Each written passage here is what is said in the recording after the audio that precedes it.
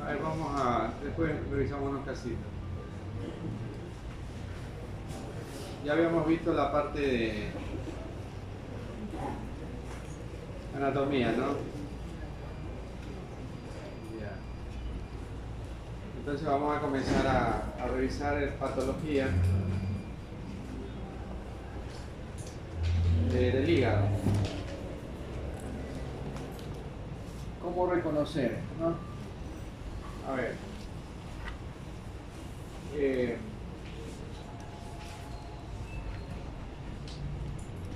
Comenzamos con el hígado graso, ¿no? Que es un tema muy controversial. Hígado graso, algunos clínicos usan el término esteatohepatitis. Esteatohepatitis, otros esteatosis hepática. Bueno, da lo mismo, ¿no? En fin, es lo mismo. Significa lo mismo. Y bueno, ¿cuál es el método más adecuado para valorar esto? Es la ecografía. ¿Ya?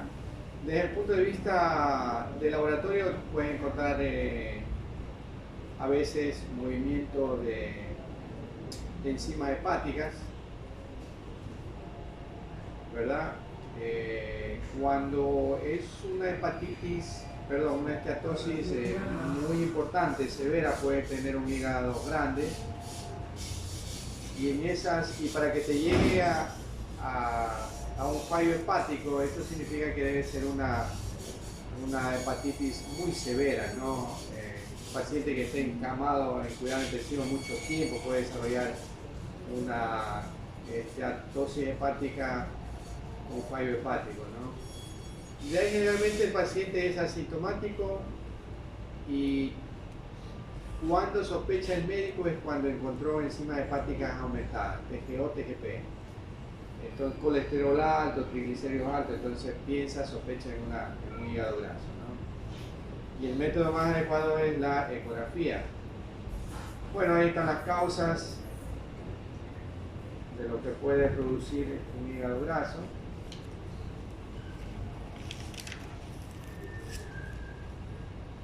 Y los criterios. A ver, aquí les he puesto dos criterios. Por ecografía, ¿cómo se ve? Hay un aumento de la ecogenicidad del parénquima. Recuerden que el hígado, la grasa siempre tiene es brillante, ¿no? La grasa brilla en la ecografía. Lo contrario en la tomografía, la grasa es oscura, disminuye la densidad, ¿no?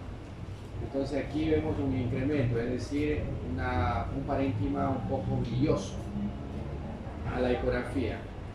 Y si es por tomografía, va a tener un hígado disminuido de la densidad, disminución de la densidad. Es decir, un hígado hipodenso, ¿no? Hay algunos otros criterios que uno puede visualizar en el hígado graso, como son los vasos intrahepáticos. Pueden aparecer como medianamente hiperdensos, ¿no? Siendo una tomografía simple. Y otro punto que siempre nosotros consideramos es la densidad. Si yo comparo, por ejemplo, el hígado con el vaso, deben ser en condiciones normales, en condiciones fisiológicas, tener la misma ecogenicidad, ¿no? Lo mismo en la tomografía. El vaso con el hígado tienen un promedio normal de densidad. Por ejemplo, ¿cuánto creen que tiene un hígado graso normal, la densidad promedio del hígado? ¿Ah? No, con un hígado normal. Un hígado normal.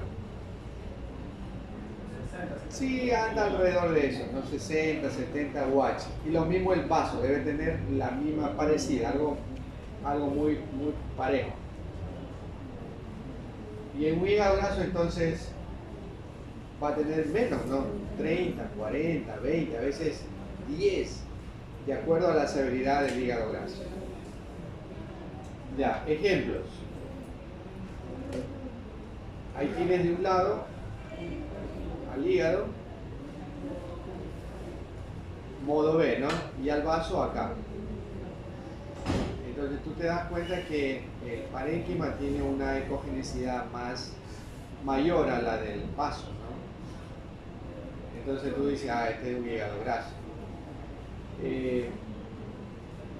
Los grados, eso depende más de objetividad del operador. Pero normalmente se clasifican en grados de 1 a 4 o a su vez leve, moderado, severo, ¿no? Pero es de acuerdo a la experiencia del operador, que en este caso el médico, que dice, bueno, esto es un hígado leve, un hígado graso moderado o un hígado graso severo, ¿no? Ahora, los hígados grasos pueden ser difusos o pueden ser en parches. Es decir, el término en parche significa que tienes áreas con hígado graso y otras zonas de parénquima hepático sano, ¿no? Que pueden simular incluso tumores. Otra forma de comparar es esta: el hígado con la corteza del riñón. Se dice que la corteza renal y el hígado debe ser bastante parecido, no tan brillante como estamos viendo aquí, ¿no? Esto está muy oscuro y esto está más brillante, demasiado brillante para compararlo acá, ¿no? Pero esta es la mejor forma, ¿no? Yo siempre la utilizo esta, ¿ya? Comparar el hígado con el vaso. Por TC. Mira, aquí se ve claramente que esta tiene una densidad con respecto al vaso, ¿verdad? Mira acá lo mismo. Pero mira este penacho de hígado. Este sería un hígado normal, ¿verdad? Un hígado normal que tiene más o menos la misma densidad que acá, que el vaso. Este sería un hígado graso difuso, ¿verdad? Y este es el criterio que dice los libros, que los vasos intrahepáticos tienen una densidad aumentada, ¿verdad? Siendo una tomografía simple. Porque el hígado es muy graso, ¿no? Y este de acá, otro paciente, con un hígado muy oscuro, muy hipodenso. Este sería un hígado graso severo, ¿no? Muy severo. Prácticamente se ha reemplazado, ha sido todo el parénquima hepático reemplazado por grasa, ¿no? Estos pacientes pueden terminar haciendo falla hepática, ¿no? Entonces, siempre comparar el hígado con el vaso cuando tenemos tomografía. Lo normal es que sea igual. ¿Ya? Entonces, hígado graso, graso, hígado graso. 4 ejemplos de hígado graso. Ya. Eso respecto al hígado graso, ¿no? Hay otra patología del hígado que es los procesos inflamatorios virales del hígado.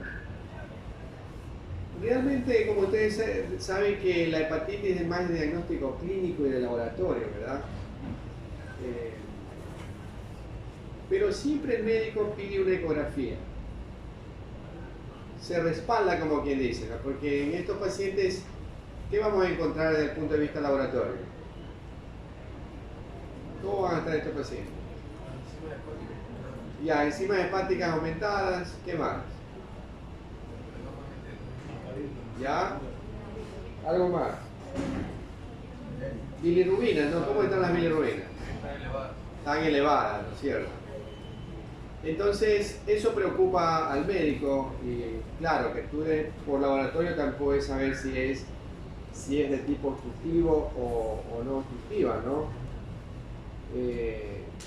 Pero por lo general la bilirrubina que se dispara en las hepatitis es la tipo obstructiva, la directa, porque hay un tipo de colangitis, ¿no? Como un proceso inflamatorio de la mucosa de las paredes, de los canalículos biliares. Y eso puede confundir al médico como que tuviera un proceso obstructivo el paciente. Entonces ahí te piden la ecografía. Y la ecografía, el hallazgo más importante es este: el engrosamiento de la pared vesicular. Puede incluso haber líquido perivesicular. Simula una colecistitis, pero el paciente está asintomático, o sea, no le duele cuando tú haces presión sobre la vesícula. Ya vamos a ver unos ejemplos. Hay otro signo, este signo del cielo estrellado, ¿no? Que se debe al aumento de la ecogenicidad de las paredes de los canalículos biliares. No siempre se ve. Y a veces es tema de confusión este signo, ¿no? Este es el más adecuado, buscar. No todos los pacientes se ve ese signo. Ahora, no todos los pacientes con hepatitis hacen colecistitis, pero cuando lo hacen vamos a tener esa vesícula, mira. ¿Ve? Vesícula con pared gruesa, con líquido alrededor. Recuerden que todos los líquidos en cavidad abdominal, incluido el flujo sanguíneo, se ve hipoecoicos, ¿verdad? Miren esta otra vesícula. Una pared muy engrosada. Miren esta otra paciente. Entonces hacen colecistitis, ¿no? Hacen procesos inflamatorios de la vesícula, los procesos virales, las enfermedades virales. Mire este otro paciente. Esto podríamos decir que hay aquí una ecogenicidad aumentada de la pared del canalículo biliar, ¿no? Aquí en un plano longitudinal.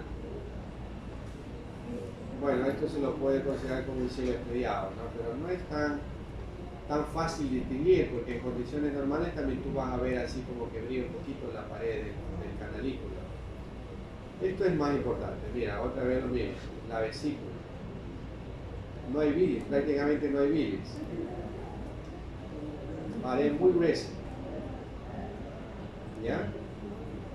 Entonces, cuando uno ve a un paciente con fiebre, malestar general, un poco histérico, y encuentra este tipo de vesícula, pensar en una probable hepatitis, ¿no? Es una infección viral. Con colédoco normal, ¿no? El colédoco en la ecografía lo vemos por encima de la vena porta o por delante de la vena porta. Por delante, ¿no? Aquí tienes la porta y por delante tenemos al colédoco. ¿Ya? Por ejemplo, acá sería el colédoco, mira, tiene la vena porta y por delante está el colédoco.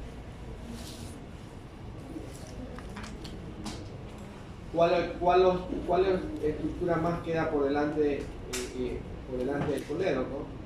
También la arteria hepática, ¿no?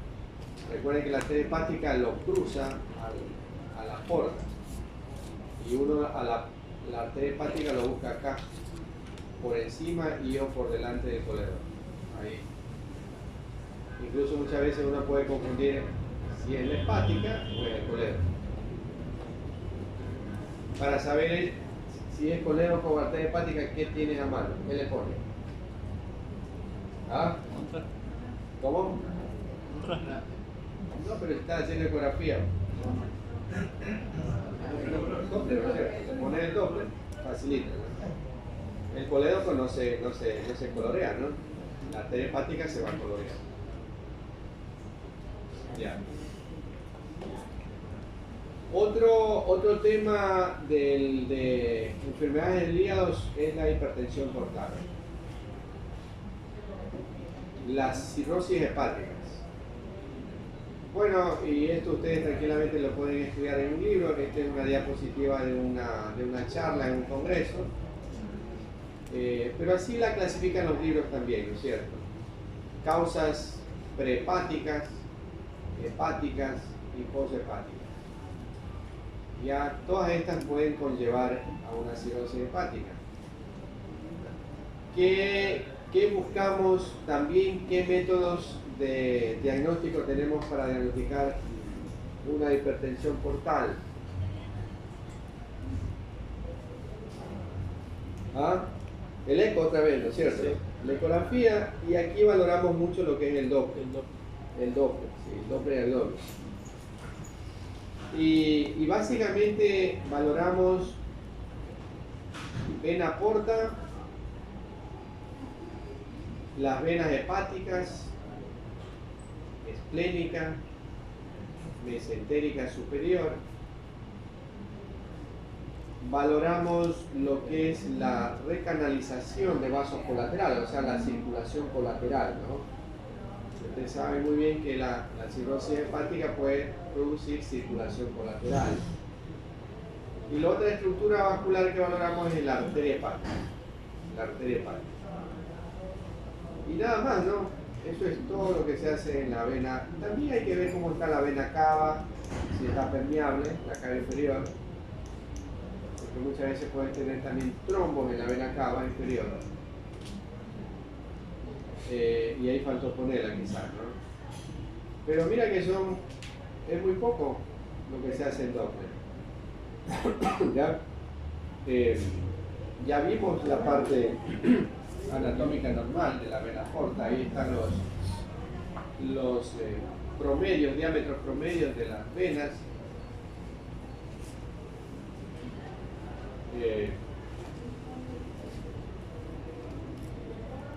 Eso es Doppler, ¿no es cierto? Ahora, el hígado como tal, también hay que valorarlo, a la glándula hepática. Y en ella vamos a encontrar algunas cosas, ¿no? Por ejemplo, ¿cómo es un hígado? ¿Qué caracteriza a un hígado cirrótico? Son estos, ¿no es cierto? Este término, cambios morfológicos. Entonces, el hígado cirrótico, ya en estado avanzado, claro, vamos a tener todos estos signos, miren. Superficies irregulares, la presencia de nódulos de regeneración,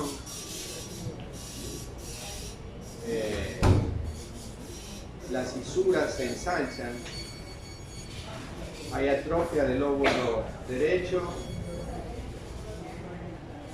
y del segmento medial del lóbulo izquierdo. Mira, se agranda el caudado y el segmento lateral del lóbulo izquierdo. Lo que pasa es que aquí el lóbulo izquierdo tiene un segmento medial y un segmento lateral, ¿no? Pero en general lo que hace, lo que se manifiesta realmente en la cirrosis es hipertrofia del caudado, hipertrofia del lóbulo izquierdo por este segmento que predomina sobre el de acá y una atrofia del lóbulo derecho. ¿Ya? Yo le doy mucha importancia a este de aquí, al caudado, porque es mucho más fácil de verlo con la ecografía, el abordaje es mucho más fácil. Y lo mido en sentido antero-posterior. Por ejemplo, ahí, ¿no? Si es por ecografía, este sería el caudado. ¿Ves? El lóbulo caudado, segmento 1. Entonces yo lo mido de aquí a acá. Hasta 3.5 es normal como máximo. Entonces cuando yo veo un caudado un poco grande y lo mido y está por encima de 3.5, comienzo a pensar que puede ser que tenga una cirrosis hepática. Entonces me voy al vaso, lo mido al vaso, veo cómo está el flujo en la porta, le mido a la porta, veo cómo está la mesentérica, la esplénica, etc., ¿no? Este es un hígado muy cirrótico, no muy evidente, con mucho, ¿qué es esto? Líquido, ¿no? Sería ascitis. Mira el espacio de Morrison entre el hígado y el riñón. Tiene ascitis, tiene Mira el aspecto del parénquima, ¿no? ¿Cómo está el parénquima, el patrón ecográfico del parénquima, como micronodular, ¿no? Como micronodulares.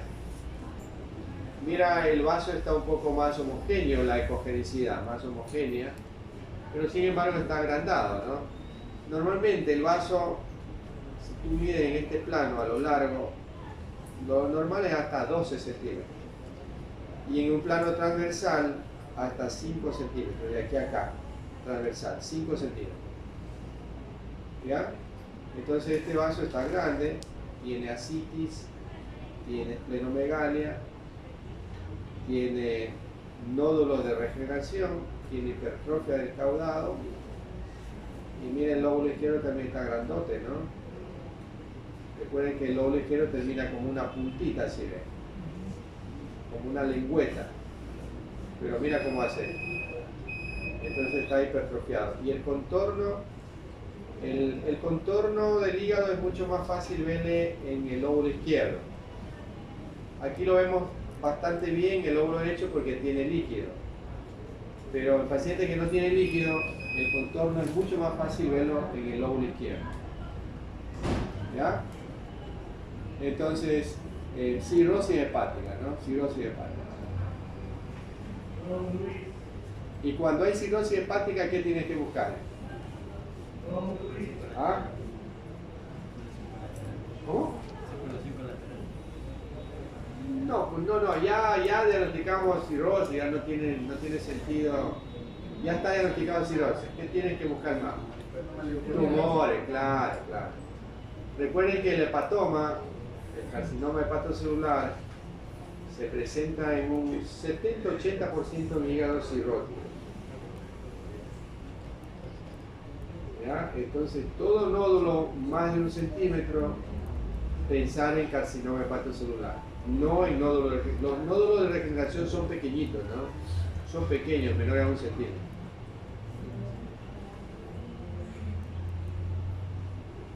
Mira, por ejemplo, aquí en Doppler lo que hacemos. En Doppler le paramos mucha bola a la porta, ¿no es cierto?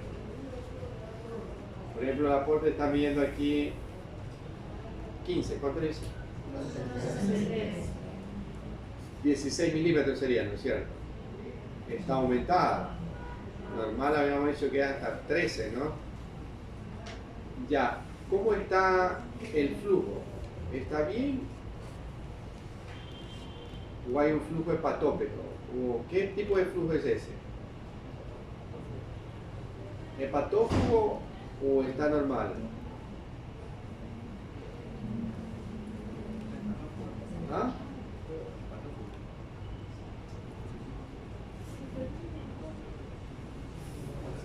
¿O está normal?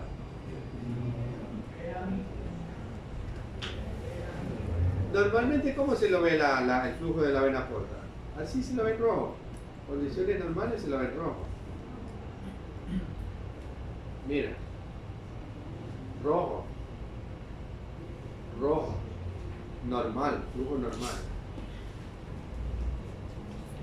Cuando es hepatófugo, significa que se vuelve azul.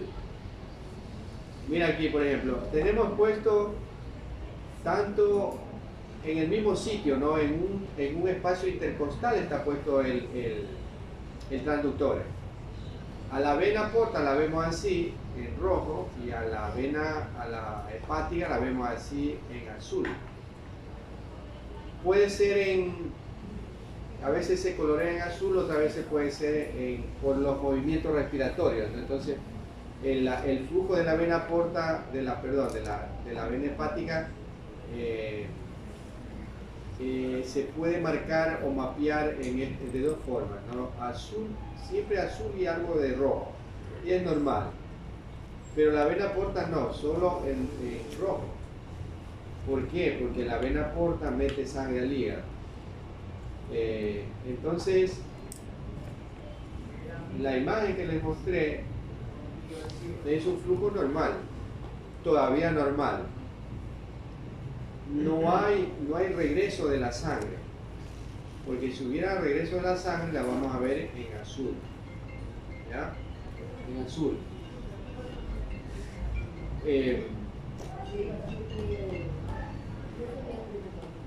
¿Por qué?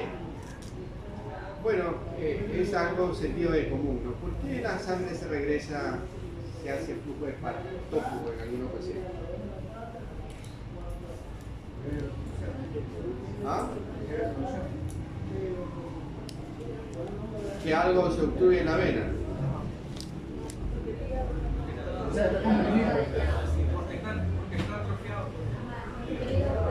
¿Y qué pasa eso? ¿Y qué pasa con que está atrofiado? Hoy han venido más de lo normal. ¿Por qué han venido más de lo normal? ¿Ah? Luego aquí está con la motor. ¿Y ese de aquí de quién es? Ah, ya. No, esa no es. Aquí no hay obstrucción, o sea, no hay obstrucción. ¿Por qué se regresa la sangre? La circulación interna.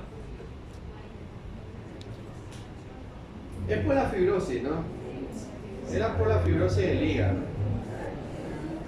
La fibrosis, claro, el hígado, incluso estos pacientes tienen bilirrubinas altas.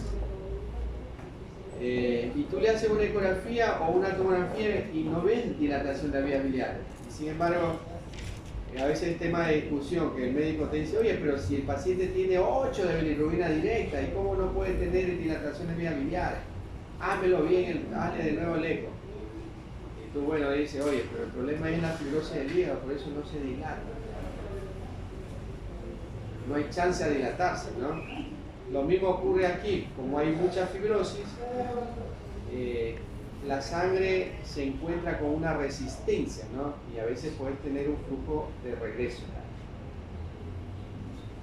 No es tan común ver el flujo de regreso, ¿no?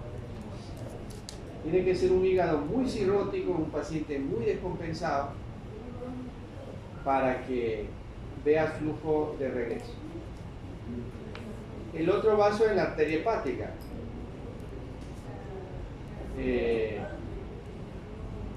Esto es lo normal. ¿Cuánto era lo normal el hígado, el índice de resistencia en una arteria hepática? Hasta 0.70, ¿no? Por ejemplo, este paciente está marcando 0.90. 0.90. Entonces, tiene criterios, ¿verdad? Tiene criterios. Índice de resistencia aumentado, 0.90. Diámetro de la vena porta aumentada, 16 milímetros, 1.6 centímetros. Y el trazado, fíjate el trazado, el espectro de la vena porta, ¿cómo está? En meseta. Habíamos dicho que era fásico ondulante, ¿no? Como una onda. Eso es un trazado anormal. Y lógicamente tiene una esplenomegalia y tiene un lóbulo izquierdo agrandado y un caudado agrandado. Y mira el aspecto del parénquima hepático. Tú comparas el aspecto con acá. Este es más homogéneo y este tiene como nodulillos, ¿no? Pequeños nodulillos. Entonces cirrótico, ¿no? Por donde lo mires. Todavía no hay ascitis. La ascitis siempre habla de una cirrosis descompensada, ¿no? Es la etapa final del cirrótico. Cuando hay ascitis, ya es un paciente ya complicado. No duran mucho ya esos pacientitos con ascitis.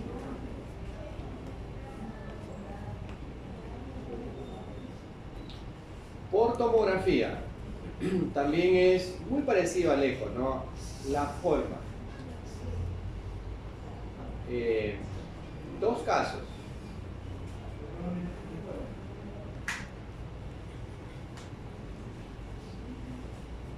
¿Qué les llama la atención aquí? ¿Hay hígado graso o no? ¿Ah? No, ¿verdad? La densidad es muy pareja al vaso. ¿Hay lesión ocupativa? ¿Ah? ¿Y esta? ¿O qué es?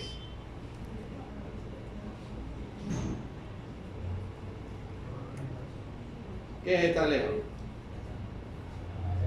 La vena cava, ¿no? Esto no es nada, la cava. Sí, este hígado tiene un contorno lobulado, ¿no? Un contorno lobulado. Un agrandamiento del lóbulo izquierdo. Y seguramente si yo le mido de aquí a acá, tiene más de 3.5 centímetros. ¿Ya?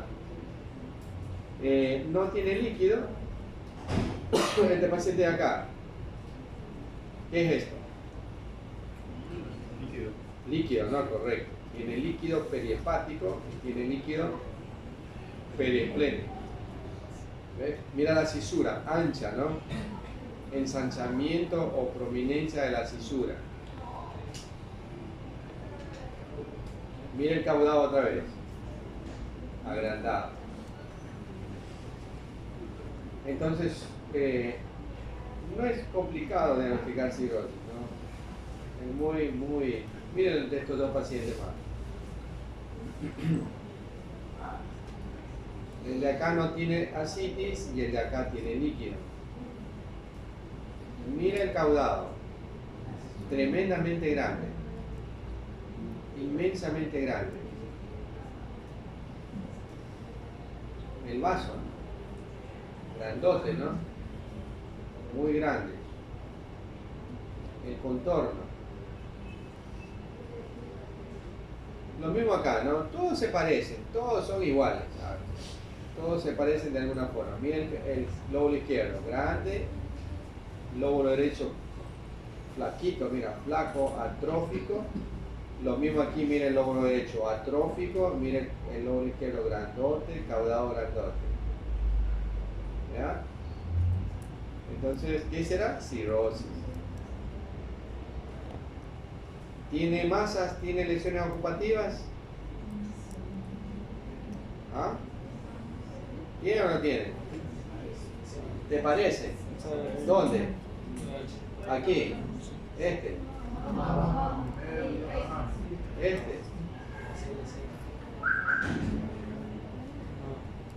No parece esto como fuera un vaso portal. ¿No es cierto? Es vaso, mira, porque tiene contraste tardía, fase tardía.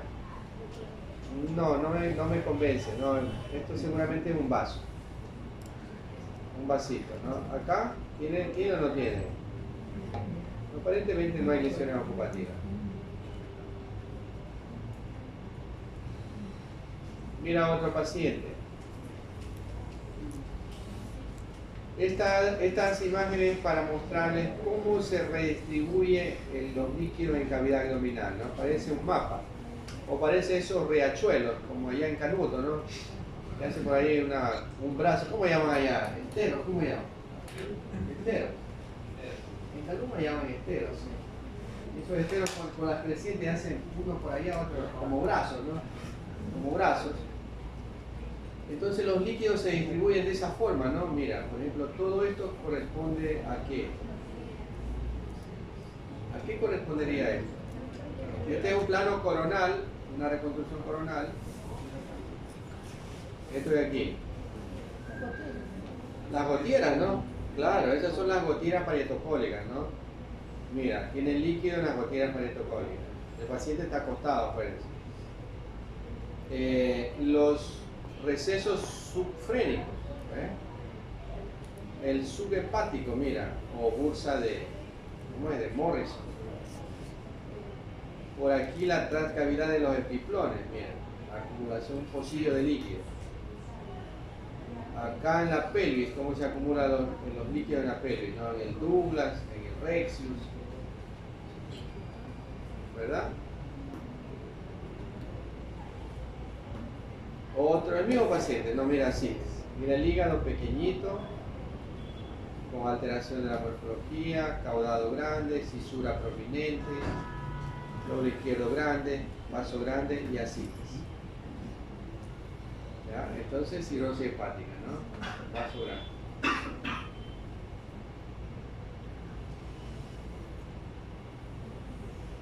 Ya. ¿Hasta aquí alguna pregunta? Vamos bien. Fácil, ¿no? Hígado graso, procesos inflamatorios virales del hígado. Ustedes han visto la hepatitis bastante bien. Sí, ¿no? Y es la vesícula que se inflama, ¿no es cierto? Es la vesícula. Incluso en la época que hubo el dengue también produce colecistitis, ¿no? Inflama la vesícula. Todas las enfermedades virales inflaman la vesícula, ¿no? Ya. Vamos a las lesiones tumorales del hígado. Vamos a revisar los tumores benignos hoy día y de ahí revisamos unos casos. Tenemos algunos casitos de hígado. Cerebro. Bueno, ahí vemos cerebro. Algo de... Por ahí creo que ahí vemos algún casito de hígado. Ya, tumores del hígado. Tenemos algunos, como 4 o 5. Comenzamos con este. Quiste. El término quiste, ¿qué significa? Líquido, ¿no? Orienta líquido, ¿no? Pero el pulmón no es lo mismo, ¿no? El pulmón se refiere a las colecciones aéreas, también se lo llaman como quistes pulmonares, ¿no? Acá en cavidad abdominal el quiste es de contenido líquido, siempre líquido. Los quistes pueden ser simples o pueden ser complejos. ¿Ya? Estos criterios corresponden a un quiste simple.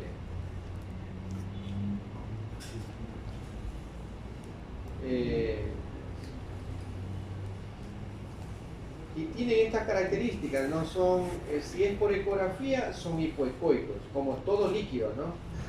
Si es por tomografía van a ser hipodensos, ¿ya? Hipodensos. La pared del quiste siempre va a ser, pongamos con ejemplo, ya, mira, las 4 imágenes corresponden a quistes. PC, eco, eco, eco. Mira en tomografía cómo se comporta el quiste. Generalmente son redondos, ¿no? Son redondos. El tamaño es lo de menos, el tamaño es muy variable. El contenido siempre va a ser líquido, ¿no es cierto? Líquido, homogéneo, sin tabiques, sin nódulos. La pared siempre va a ser delgada. Y no tiene razón de realzar con el contraste. No hay realce con el contraste. Acá lo mismo, en ecografía, van a ser hipoecoicos, pared delgada, al doble color no tienen vascularización, ¿no es cierto? Y producen esta mancha por detrás del quiste. Una mancha blanca, ¿no? Ecogénica. O una banda ecogénica. ¿Cómo se llama eso? Reforzamiento posterior, ya, está bien. Reforzamiento posterior. Bien.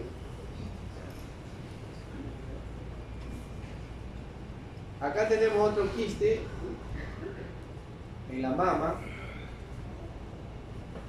Pero ¿qué llama la atención ahí?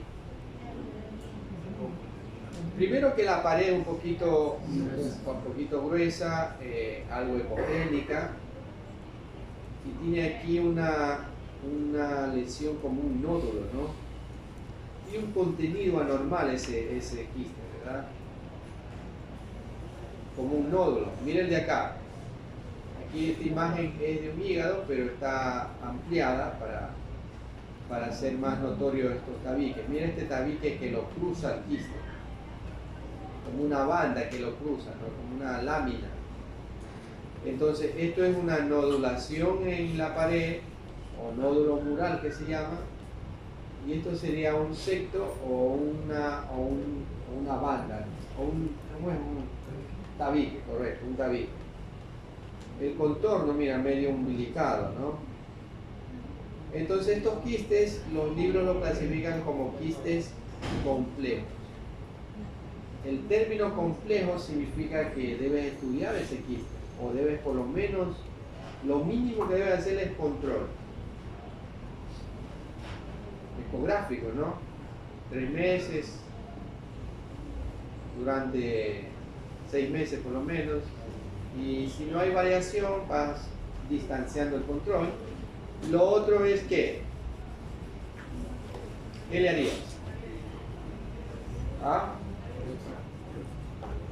Una punción, ¿no? Una punción con aguja fina, dirigido con ecografía, y aspiras el líquido. Mandas a hacer un Papá Nicolau al patólogo para ver qué te reporta, ¿no? Con aguja finita. Ese es el concepto de los quistes. No, quédate tranquilo con un quiste de estos, lo único que habrá que hacer control cada año, a ver si que aumenta de tamaño.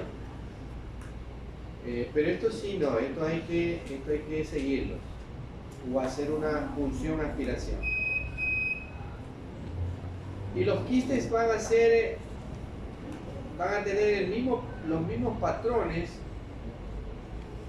tanto los quistes renales, hepáticos, pancreáticos, esplénicos, todos son similares, ¿no? Y en todos se aplica el mismo criterio. Mira este otro quiste, un quiste esplénico.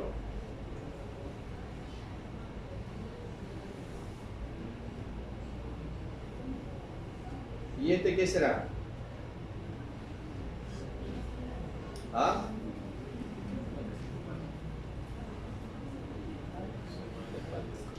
Está completo el paciente, ¿no? Tiene la ecografía, tiene la TC, tiene T1, tiene T2 y tiene fiebre. Entonces, en resonancia magnética, los quistes se comportan como líquidos, ¿no? En resonancia magnética, los quistes en T1 van a ser oscuros, en T2 brillantes y acá también brillantes. ¿Ya? Entonces es un quiste pálido.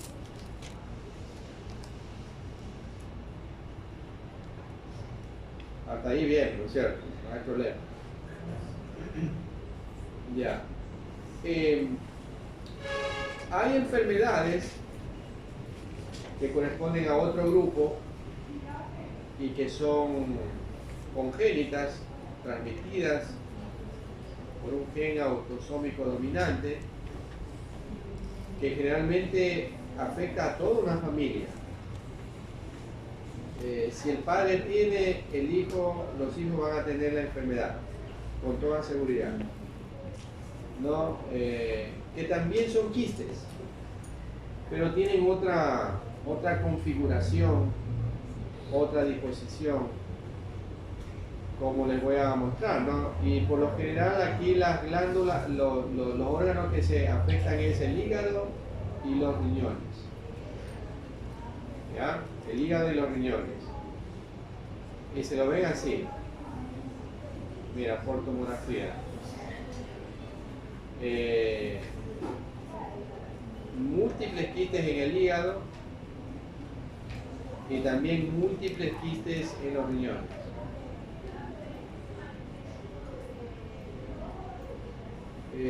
A veces son hallazgos fortuitos, ¿no? El paciente viene por alguna otra cosa y, oh sorpresa, le encontraste esta vaina.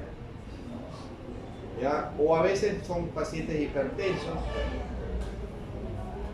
o en su estadio final, más de ya 55, 60 años, estos pacientes vienen por alguna falla renal, insuficiencia renal, comienzan a hincharse los tobillos, la pancita también, entonces el paciente le van a hacer un eco y ahí le encontraste su problema, ¿no? Entonces estas son las famosas, la enfermedad autosómica dominante, la poliquistosis hepatorrenal, ¿no? Poliquistosis hepatorrenal.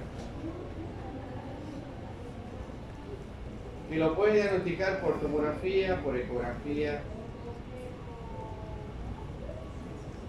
tranquilamente. Ya.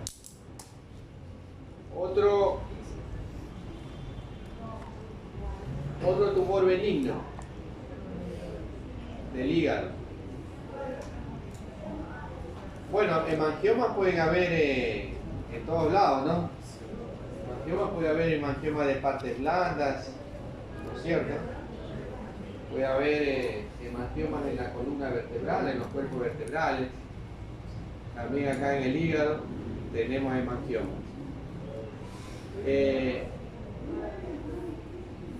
Los libros mencionan que es el tumor benigno más común, más frecuente, el hemangioma. Sin embargo, uno en la práctica, ¿qué encuentra más frecuentemente? Quistes o hemangioma. Quistes, ¿verdad? ¿No? Quizá los libros no lo ponen como tumor propiamente, sino como el quiste como quiste separado, ¿no? Pero uno ve en la parte, en la práctica más quiste que hemangioma, mucho más. Pero bueno, dejémoslo así como dicen los libros, ¿no? Tumor más frecuente y tienen una característica, ¿no? Esto ya lo vieron. Recuerden este dato aquí. Los hemangiomas se comportan muy parecido acá, al quiste. ¿Por qué razón? Porque los flujos del hemangioma son muy lentos, muy lentos. Entonces puedes tener, simular un quiste en la resonancia magnética. Veamos los ejemplos. Si es por ecografía, también la ecografía es un buen método de diagnóstico para ver este tipo de tumores. Por lo general se ven así como nódulos ecogénicos, la mayoría, nódulo ecogénico. Cuando tenemos suerte podemos ver la vascularización. A veces no vemos, en la mayoría no se logra ver vascularización porque son, insisto, flujos muy lentos, ¿verdad? Lentísimos. Pero en este caso tuvimos presencia de flujo periférico. Es la misma lesión que tiene aquí, la de acá. Este es otro paciente. Pero siempre son así la mayoría de estas lesiones hemangiomatosas. Se ven en la ecografía como nódulos ecogénicos. En la tomografía, ya cuando son los hemangiomas un poco más grandes, se ve la caracterización, como se menciona, ¿no? La característica propia del hemangioma. ¿Cómo comienza el hemangioma? Por eso la importancia que hay que hacer trifásica, ¿no? Siempre en el hígado el estudio debe ser trifásico. Incluso aquí falta hacer otra secuencia, otra fase tardía, para ver cómo el contraste, que viene a ser esto, se va introduciendo hacia el interior del hemangioma. Mira, por ejemplo, simple, esta es la tomografía simple. Esta es la lesión, parece un quiste, ¿no? Simula un quiste, mira. Una lesión discretamente hipodensa. En la fase arterial, mira cómo se comporta. Es un realce nodular discontinuo, siempre desde la periferia y se va introduciendo hacia el centro. Mira acá en la fase portal, ya se hace mucho más evidente, ¿no? El realce. Por eso el concepto que dice nodular discontinuo centrípeto, ¿no? Es decir, aquí falta poner, acá está, captación centrípeta progresiva, desde la periferia hasta el centro. Entonces, cuando uno ve estas características, no necesita hacer más exámenes, no necesita hacer resonancia, nada de por el estilo, ¿no? Es un hemangioma clásico.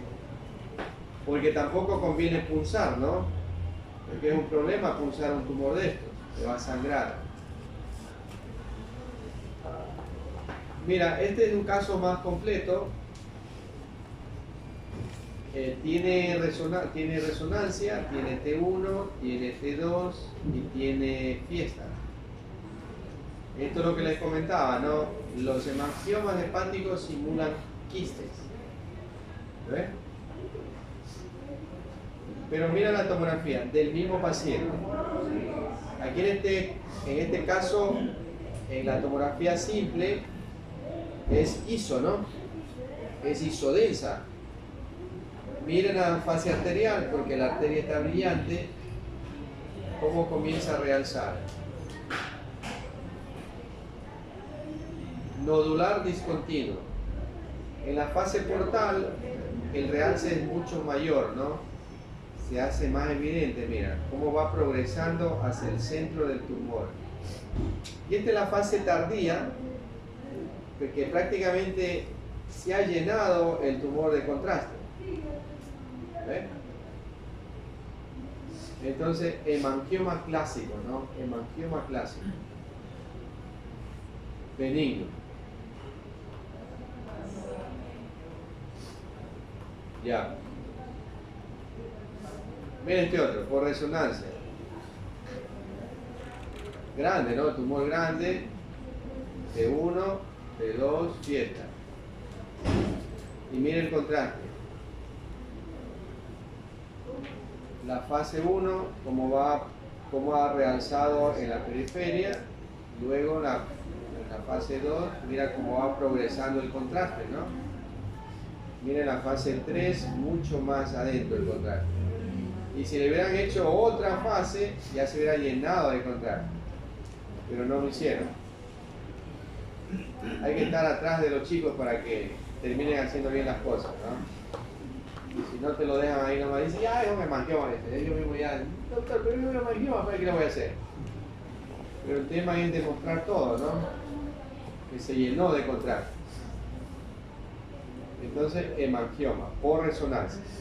Igual tiene que ser contrastada. Para diagnosticar este tipo de lesiones tiene que el estudio ser contrastado, tanto en tomografía como en resonancia magnética, ¿ya? Ya, otro tumor. También es facilito sacarlo, ¿no? Muy facilito. La hiperplasia nodular focal. Bueno, ahí hay algunos diagnósticos, algunos conceptos, léanlo bien. Veamos los ejemplos. ¿Cuál es la clave aquí?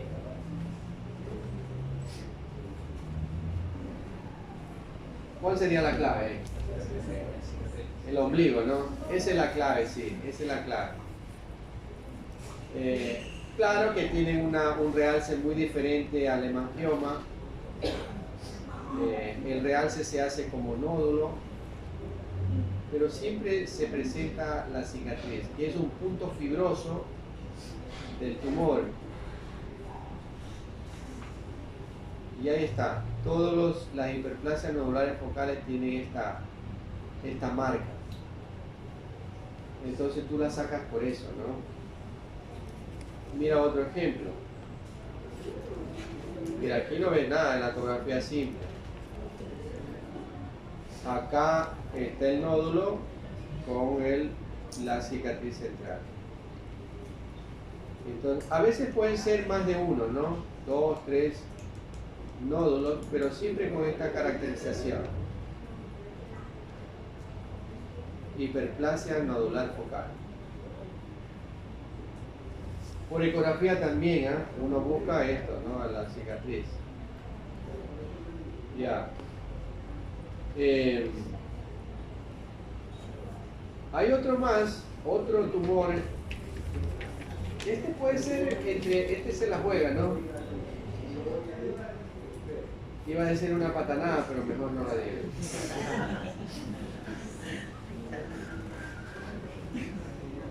Este puede ser y no puede ser, ¿no? Parece y no parece, así como tú sabes, ¿no? Parece y no parece, ¿no? Ya. Entonces puede ser benigno como puede ser maligno. Incluso los criterios de cirugía de este tipo de pacientes es por dos cosas. Porque se pueden romper y producir sangrados masivos y complicar la vida del paciente. Y la otra es que pueden malignizarse. No sé si está por ahí. No está. Bueno, pueden malignizarse este tipo de tumores. Entonces, una vez que se hace el diagnóstico de un adenoma hepático, el tratamiento es quirúrgico. Bueno, y esas son las características de estos tumores, ¿no?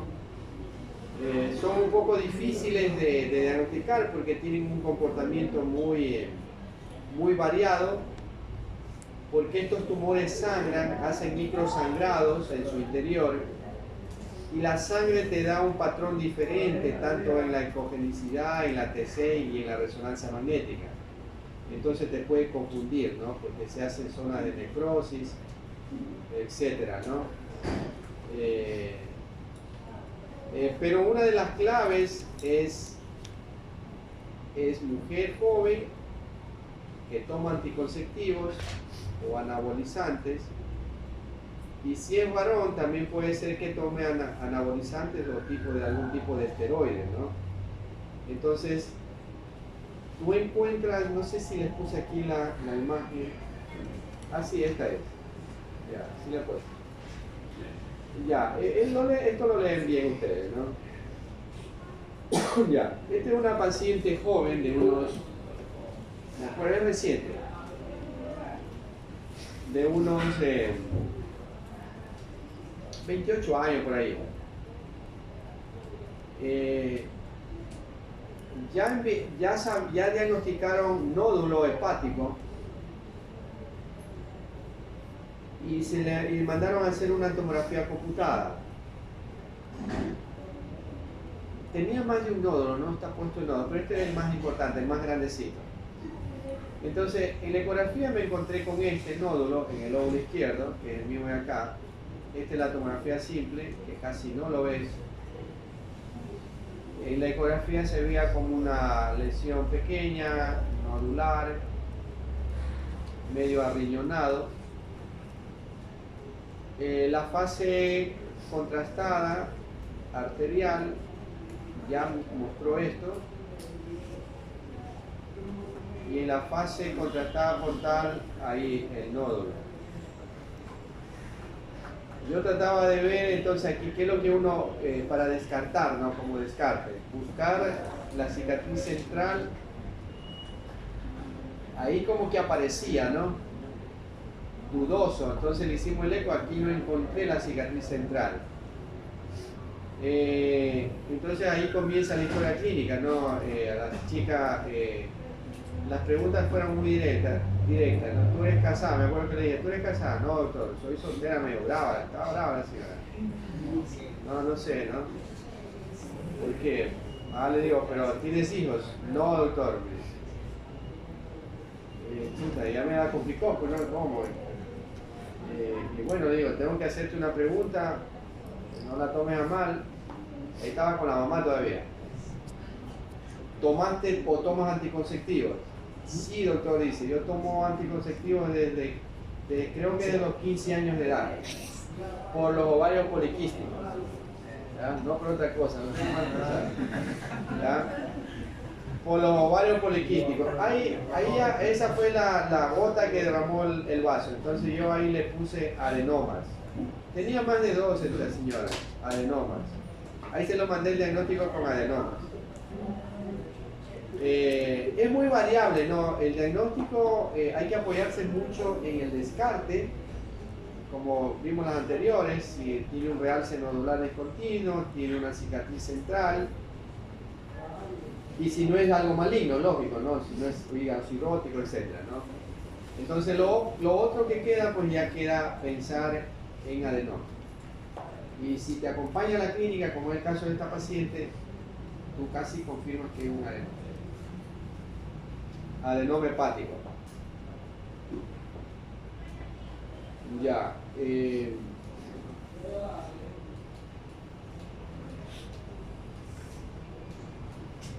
A ver, veamos los casitos que tienes tú.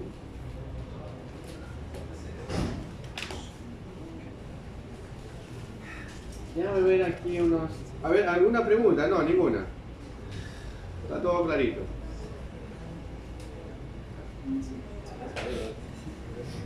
Todos son cerebritos. Es que con los chicos los otros de los jueves y viernes tenemos cerebro. A ver, mientras tanto yo le voy a poner aquí un... Sé que no tengo ni una... A ver, espérenme un tantito.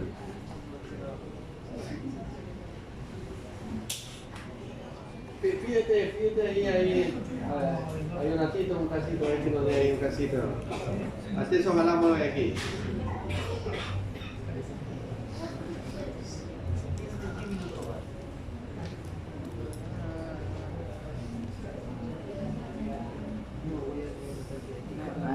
Ya ve.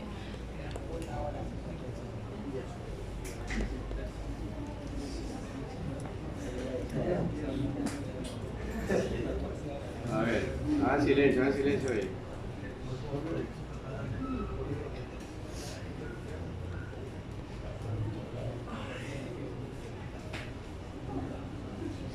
A ver, por aquí hay una alón.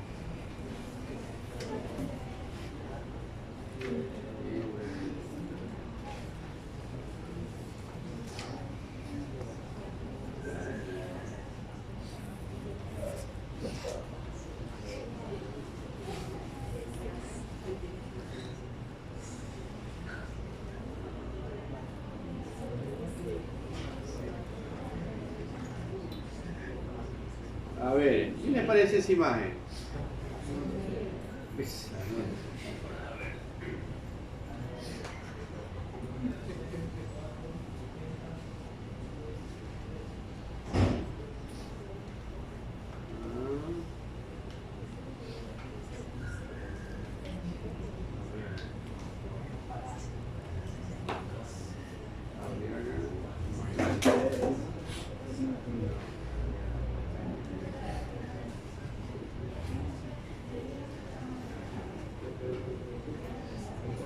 ¿Cuál era ángulo de arriba, no? Este. A ver. Les pongo ahí, les pongo acá. ¿Qué tipo de examen es este? ¿Ah? No, varios hay. Es un enema valitado, ¿no es cierto? Sí, enema valitado del colon, ¿no?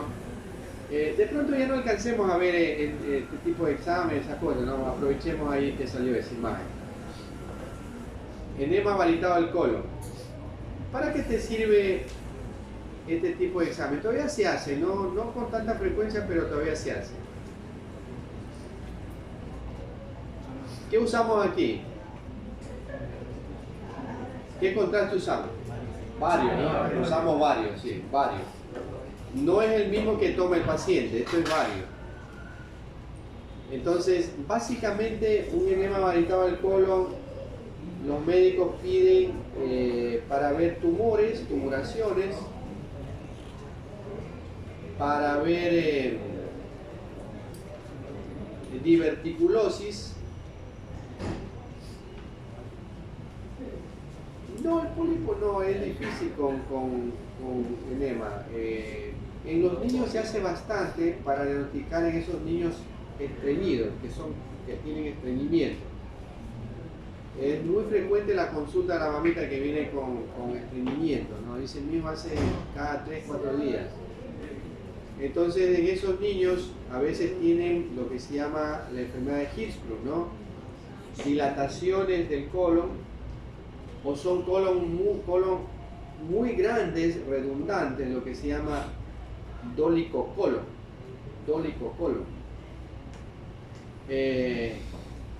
Por ejemplo, este paciente tiene dos patologías. ¿Qué les parece? ¿Ah?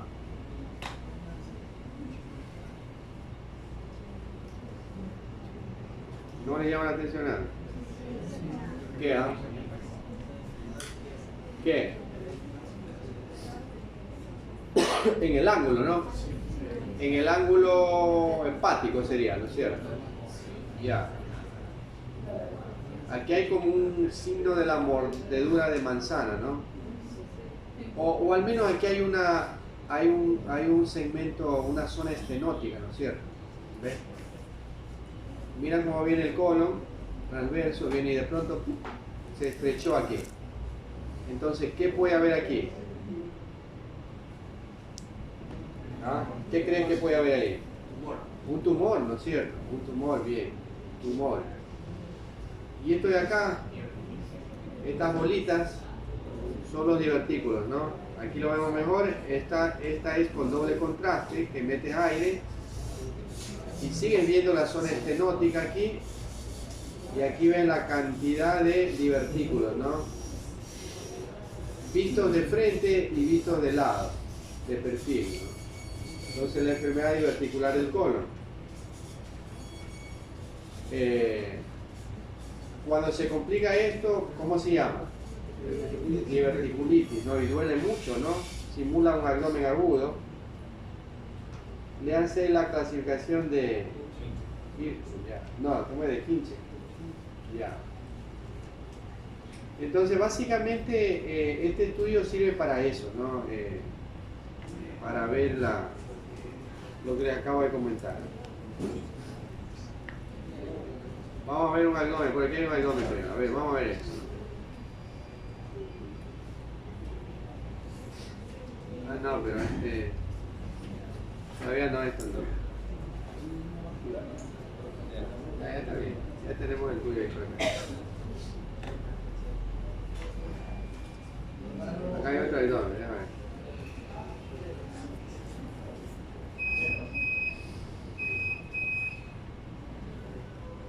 A ver, 44 años.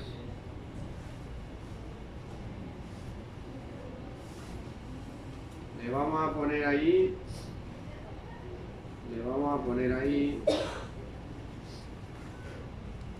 Y le voy a poner de arriba hacia abajo, ¿no? Vamos a focalizarnos al hígado. Y vamos a echarle a andar ahí.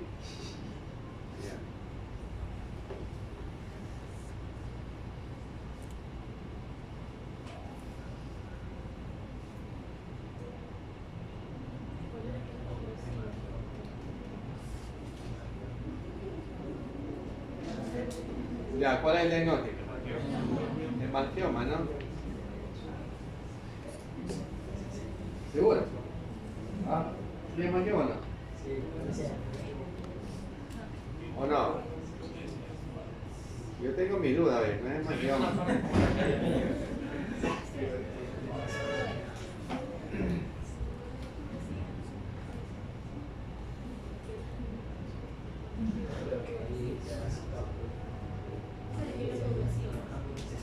Sí, no. Es un hemangioma. Bien. Tienes 10, ¿ah? Hemangioma. Ya te voy a anotar. A ver, otro, vamos a ver.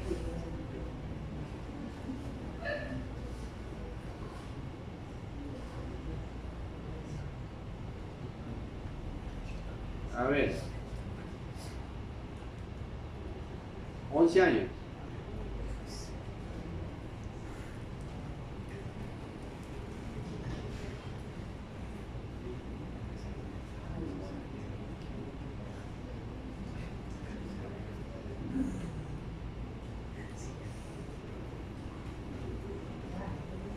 ¿Qué te parece? ¿Ah? ¿Qué les parece, Bertolini? ¿Es una placa normal o no es normal? ¿Te parece normal? No es normal, ¿no es cierto? ¿Qué les llama la atención? Bien, niveles hidroaéreos, sí. Tienen nivelitos, ¿no? Tienen unos nivelitos. ¿Qué más? Algo más fino.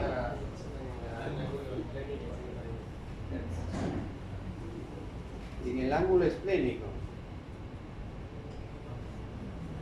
Chuta, yo no veo aquí nada. Este es el hígado. Ah, esplénico. Ah, esto.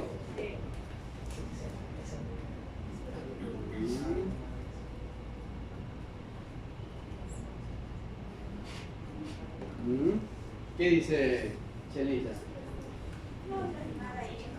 No es nada, dice, vio. ¿Qué es? Colon, ¿no es cierto, no? Sí, sí, el colon que está metido ahí, sí, no hay nada importante aquí, es colon, pero está bien que hayas observado. ¿Tiene o no tiene neumoperitoneo? ¿Ah?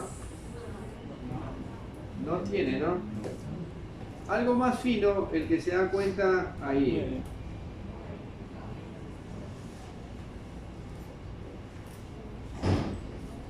A ver, Chelita, tú mismo.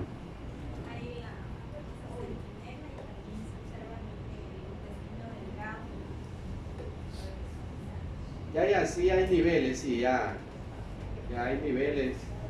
Sí, el delgado está, tiene sus válvulas conviventes están engrosadas. Ya, pero ¿qué más? ¿Algo más? ¿Algo más le llama la atención ahí o no? Nada.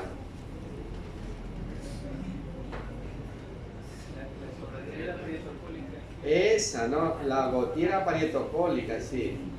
Aquí hay una obliteración de la gotiera parietocólica, mira. Es muy fino, ¿no? Pero mira, todas esas cosas, yo ya les he dicho, o sea, en el abdomen es tonterita, no, es tontera lo que tiene que ver. Niveles, imágenes radiopacas en las siluetas y las gotieras, comparar, para eso tienen dos, ¿no?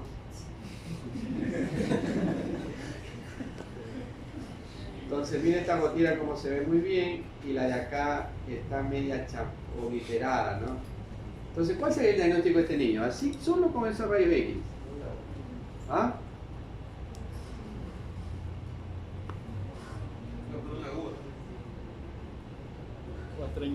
¿Y qué es esto? Caca. Ya. ¿Y qué este niño tiene fractura aquí, mira? ¿Ve? ¿Ah? ¿Qué dice? ¿Es fractura? Son los cartílagos, ¿no? Son los cartílagos, sí. No, yo con esto, ¿qué pensaría Chelita? Usted mismo. Una apendicitis, correcto. Claro, yo con esta placa yo pienso una apendicitis. Sí. Sería un milio paralítico con obliteración de la gotiera, ¿no? Apendicitis hasta no demostrar lo contrario. Es que es el protocolo, está bien, seguramente tiene eco, ya se le... Ya a ver si que tiene. No lo tiene. Siempre es el protocolo ese, ¿no? Eco y simple abdomen. A ver, veamos la... A ver. 42 años.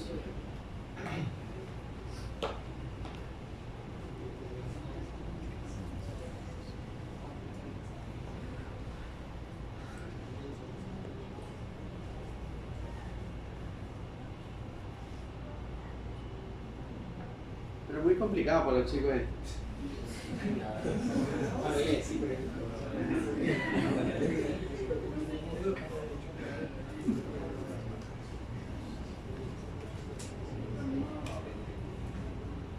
Tú me diste esa, ¿no?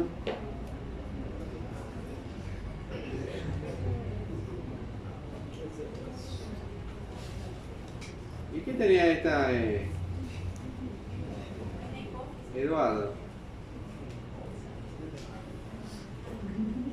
La hipófisis.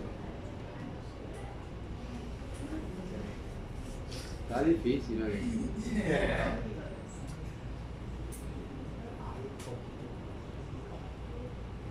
Bueno, ya aprovechemos que tiene ahí, hemos visto esto, ¿no? Para la consulta es bastante común la consulta de prolactina alta en la mujer y también en el hombre, ¿no? Prolactina alta. O la consulta de ovario poliquístico. O la consulta de, ¿cómo se llama? ¿Cuándo sale leche? Galactorrea, correcto. La consulta de galactorrea. Entonces tú enfocas a la hipófisis, ¿no? Claro que vas a pedir una ecografía de mama, un eco de ovario. Y bueno, el eco de ovario te reportaron ovario poliquístico. Pero la paciente tiene prolactina alta, tiene galactorrea, entonces tienes que buscar hipófisis. Y el examen más adecuado es la resonancia definitivamente. La tomografía no sirve. Y la resonancia debe ser con contraste. ¿Ya? Esta es una secuencia, un T1 en plano sagital, ¿no es cierto? La anatomía ustedes están orientados, ¿no? ¿Qué es? Es la protuberancia, ¿no? Acá tiene el bulbo. Esto corresponde al mesencéfalo, cuarto ventrículo, cerebelo, ¿no? Aquí tiene el quiasma. Esto que brilla aquí, recuerden que la grasa brilla en T1. Esto corresponde... ¿A qué corresponde Chelita? Al clivus del esfenoide, ¿no? El clivus del esfenoide tiene grasa, mucha grasa. Es médula ósea, ¿no? Ya. Y esta es la hipófisis, miren. La hipófisis tiene una adenohipófisis y tiene una neurohipófisis. La neurohipófisis siempre brilla en T1 simple. Siempre brilla. Es brillante la neurohipófisis en T1 simple. Y la adenohipófisis es isodensa. Isodensa. Aquí hay algo, mira, aquí hay algo hipointenso, estoy en tomografía. Repito, la neurohipófisis sería hiperintensa en T1 simple. La adenohipófisis normalmente es isointensa en T1 simple, pero aquí hay algo hipointenso, esto es anormal. Ahí tiene algo, ¿no? Entonces seguramente le hicieron contrastada, veamos la contrastada. La contrastada, esas son las más importantes. Entonces tienes ahí, ahí tienes simple, sagital, contrastada sagital y contrastada, ¿qué plano es este? Coronal, ¿no?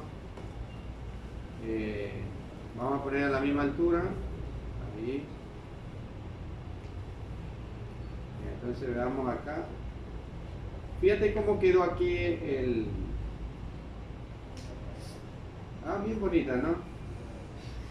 La glándula hipofisaria es muy vascularizada. Con el contraste, toda la glándula, tanto la adenohipófisis como la neurohipófisis, se pone blanca, muy vascularizada. Tal cual como estás viendo aquí, mira, todo alrededor es esto sería parénquima glandular normal. Pero se quedó algo ahí oscuro, como una mancha ahí, como una isla. Ese es el tumor. Acá en la coronal también debemos verla. Ahí está. Mira, este es el tumor. Toda la glándula realzó con el contraste. Estos son los senos cavernosos con las carótidas y aquí quedó el tumor.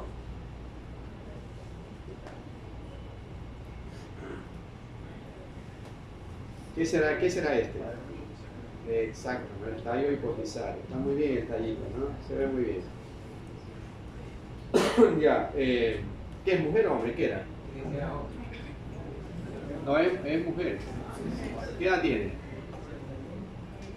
42 años. Entonces, ¿cuáles son los tumores más frecuentes de la hipófisis? ¿Ah? ¿Cómo? Prolactinoma. ¿Qué más? El adenoma.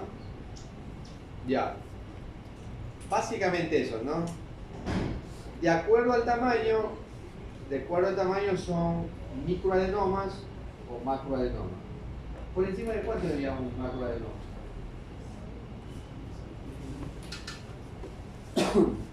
¿Ah?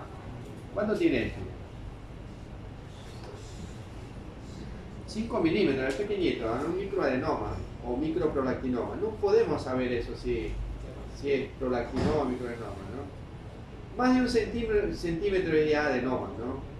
O prolactinoma. Cuando es menos de un centímetro usamos el prefijo micro, ¿no? Dice que es micro cuando es menor a 10 milímetros y macro cuando es mayor a 10 milímetros. Ah, ya, lo que te digo. Muy bien. Me hiciste gracias por hacerme quedar bien, ¿eh?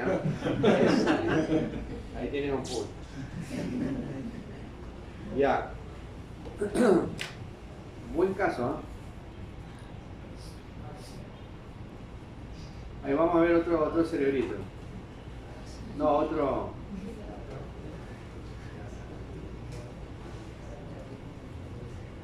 ¿Dónde dice? Arriba dice Antonio.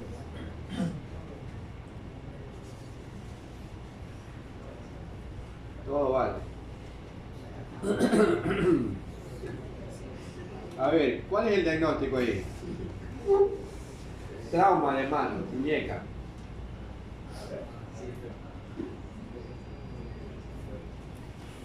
Trauma de muñeca.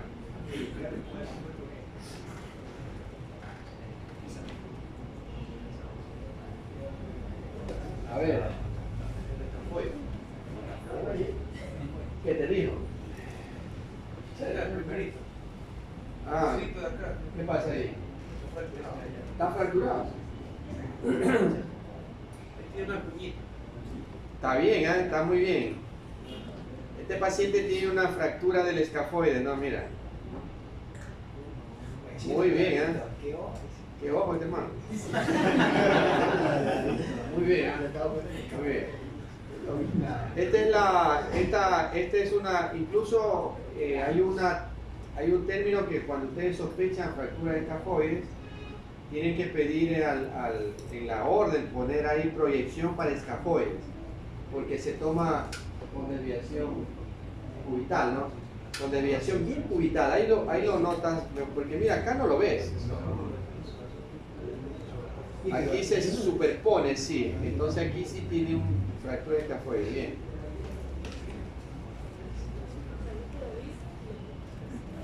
Le voy a poner uno más difícil, tomar esa.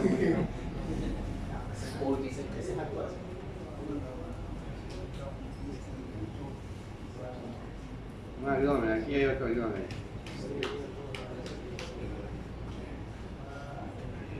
Este está muy fácil, ¿no?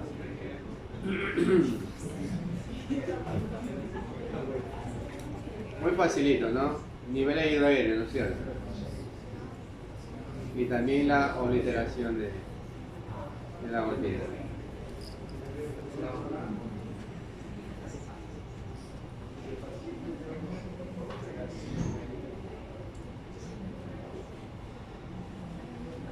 A ver.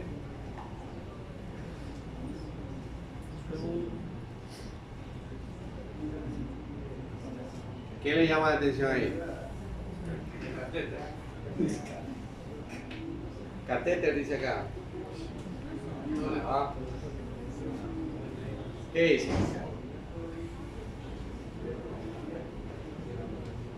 Ah.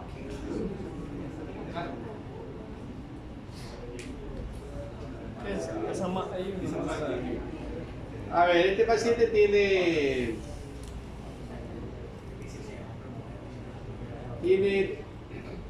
tres cosas, ¿no? Sí, efectivamente este es un catéter doble J, ¿no? ¿Qué conecta el catéter doble J? Correcto, la pelvis renal con la vejiga. Bien. ¿Cuándo ponen un catéter doble J?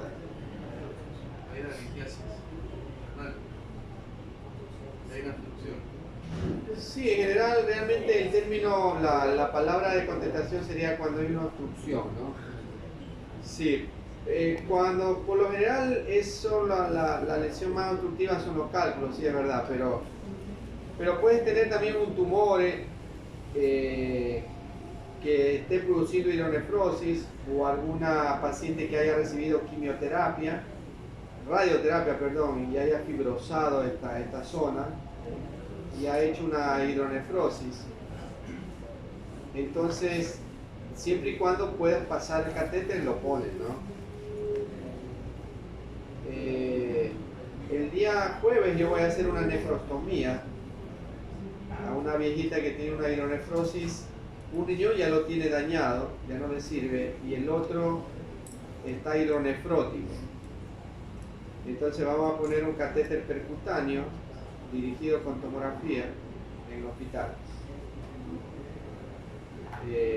Porque está haciendo creatininas altas, ¿no? Su riñón está bastante bueno, el derecho, pero tiene como un cáncer de cervicuterino y no puede poner el catéter doble J.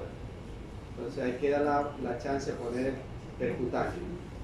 Efectivamente aquí hay una lesión radiopaca que aparentemente está en el polo inferior del riñón.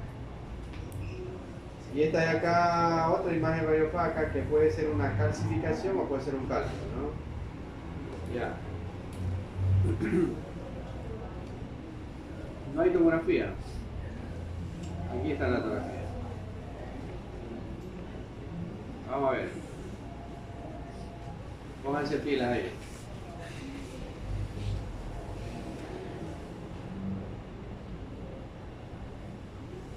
Está muy grande la imagen.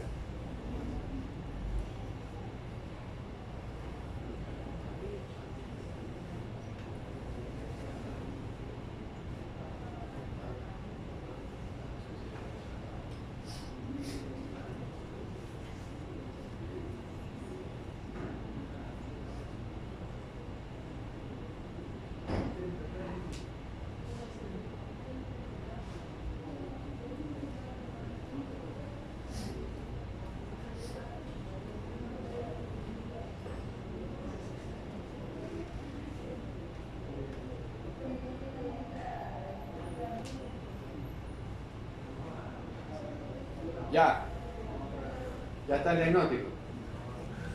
¿Ah?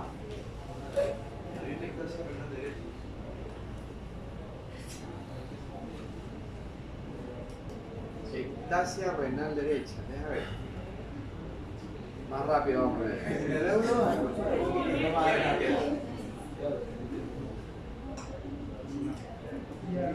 Ectasia, izquierda.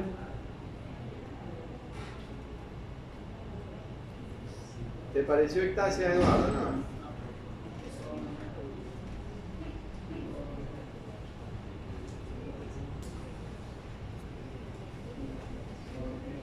A ver, veamos la ectasia.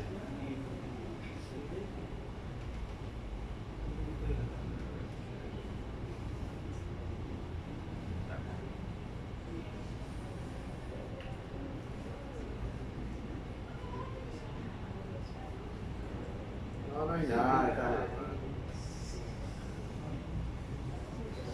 ¿Ya tiene el diagnóstico? ¿Ah? Cirrosis. ¿Tú qué dices? ¿Ah? ¿Qué dice? ¿Acá también les parece o no?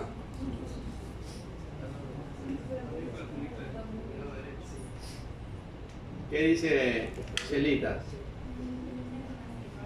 Claro, es una cirrosis, ¿no? Es una cirrosis. Mira el contorno, ¿no? Mira el contorno lobular. Mira la cisura. Mira la cisura. El caudado, ¿eh? ¿Esto qué es? ¿Qué sería esto? Los clics quirúrgicos, no operaba la vesícula. Va que anda bien. Sí. ¿Tiene ascitis o no tiene ascitis? ¿Ah? ¿Dónde está la ascitis? No tiene ascitis, es grasa. Mira la porta, ¿no? La rama derecha de la porta. La cava. Claro, está grandote. Mirámoslo.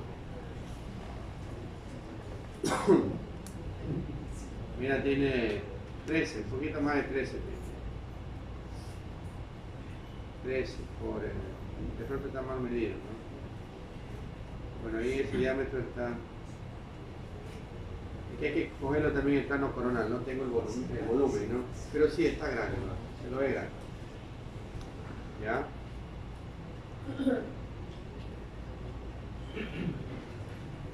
Hay otro, mira. No es el mismo, no. Parece el mismo.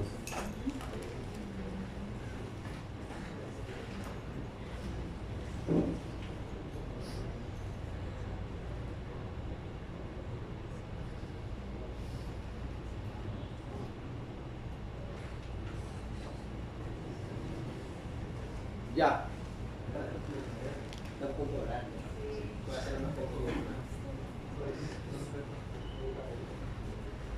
Sí, eso todavía no hemos visto, salió, no sé. Sí, yo lo pongo al azar, ¿no? Yo no sabía, ¿no? Pero no hemos visto todavía. Pero a ver, ¿qué le llama la atención? ¿Ah?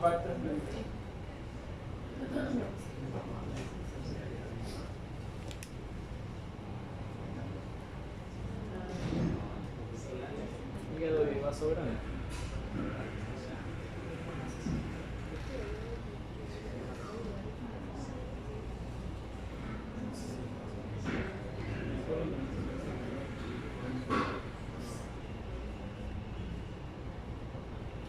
Ya, le vieron.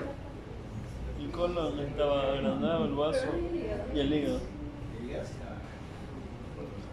¿Qué dice Chelita? Claro, es padre el problema, así es.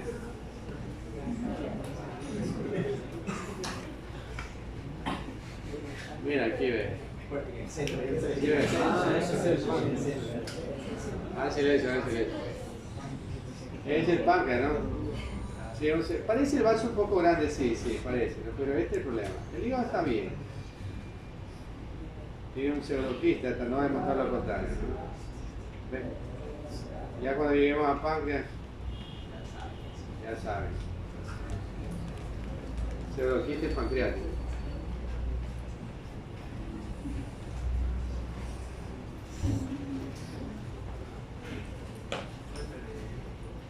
A ver.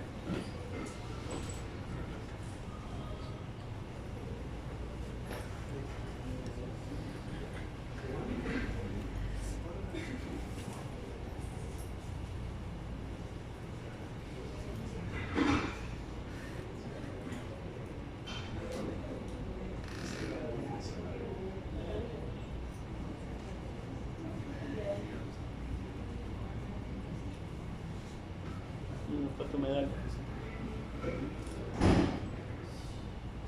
¿Ah? Hepatomegalia.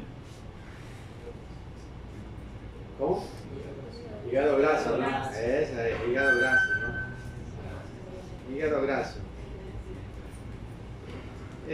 A ver, dijeron hepatomegalia, ¿no? A ver, les voy a dar unos tips para que no hablen tonteras. No, mentira. A ver, ¿cómo miden ustedes el diámetro del hígado ahí? Ahí en ese corte sí se puede hacer de Antero-posterior, ¿no? Pero hay que cogerlo a qué nivel. Esa, yo creo que es sagital, línea medio clavicular, de diafragma hacia el borde inferior del hígado. Pero el corte coronario. El corte sagital. En el sagital, no tengo. Es que si yo le hago el sagital no tengo el volumen, entonces no me va a salir el sagital, me va a salir todo. Bueno, pero al menos para demostrarlo. Aquí el sagital. Y en la antero-posterior. Bueno, los libros dicen que uno puede medir en antero-posterior el lóbulo derecho, ¿no? ¿No es cierto? ¿O no es así? Ahí. ¿Hasta cuánto es normal? hasta 15 dice, ¿no? Pero una cuestión interesante es, por ejemplo, el lóbulo izquierdo generalmente pasa unos pocos centímetros de la línea media. ¿Ya? Y el lóbulo derecho nunca rebasa el riñón. Hasta el final, ¿no? Ahí estás contando, ¿no? Mira, ahí llega la punta. La punta del lóbulo derecho nunca debe rebasar al riñón. No lo rebasa del todo. Entonces este lóbulo está bien, no está agrandado. Este de acá sí, el lóbulo izquierdo pasa mucho en la línea media. Hasta acá llega, mira. Pero aquí tiene el signo del beso, mira, se besa con el vaso, ¿sí ves? Mira. Se besa con el vaso, ¿no? Aquí, ¿ves? Incluso por ahí hay un signo del beso, ¿no? Sí te han dado un beso, ¿no? Sí, varios besos, muchos besos. Ya, entonces, me parece que, ¿cómo lo considerarías ahí ese lóbulo izquierdo? ¿Agrandado o como una variante anatómica? Sí, a mí me parece que es una variante anatómica, esta forma como de lengüeta, ¿no? Que viene acá, mira, lo abraza al estómago y casi se besa con el vaso. Sí, claro, uno puede confundirse con el corazón, incluso con el vaso, ¿no? Lo puede estar midiendo a la punta del lóbulo izquierdo al vaso. Ya, esto se lo considera, no es usual ver así este tipo de hígado, ¿no? Pero esa es la forma más práctica, en la práctica, para ver si un hígado... Lo primerito, ¿cómo está la punta? ¿Lo rebasó el riñón? A ver, vamos a ver. No, no está grande. ¿Y el lóbulo izquierdo cómo está? ¿Lo pasó mucho en la línea media? No, llegó hasta por aquí, no hay hígado, no hay vaso grande, no hay hígado grande. Pero sí es hígado graso, ¿no? Hígado graso. Bueno, seguimos con... Ya vamos a buscar más casos para la próxima. Ya que no quieren ver cerebro. Después se van a arrepentir porque nadie les va a enseñar cerebro. Ahí tenemos otro caso para... para los chicos ahí. Ya.